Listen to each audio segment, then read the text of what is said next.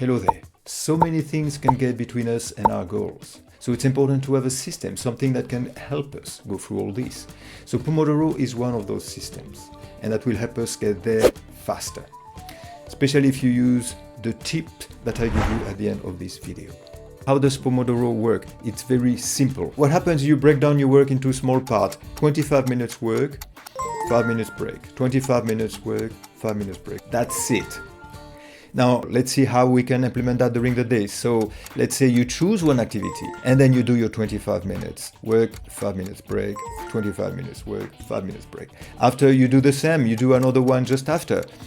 You keep going, 25 minutes work, 5 minutes break, 25 minutes work, 5 minutes break. And after that, you have a 15-minute break where you can do more things, maybe have a quick lunch, a quick cup of coffee or the likes. So let's see how we can build our day around this. So what we could do is we could start off with one session, 25 minutes. Second session, 25 minutes, break. Third session, you change activity. You have an activity 2 now, it's a different activity. And you keep doing this for maybe 2 sessions, maybe 3 sessions.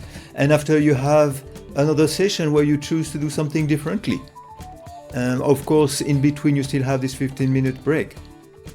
So what would be the benefits? The benefits are, one, that you have more aware of the time you spend on tasks, you have a better focus, you have more productivity, and also the motivation is here because you know you have this time buffer between tasks.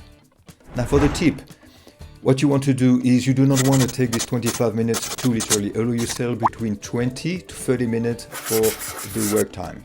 If you are really in the middle of something, keep going for up to 30 minutes. Otherwise, it'll be too hard for you to get back into it. Same, if you think that after 20 minutes you have a good moment here for a break, then do not wait for the 25 minutes.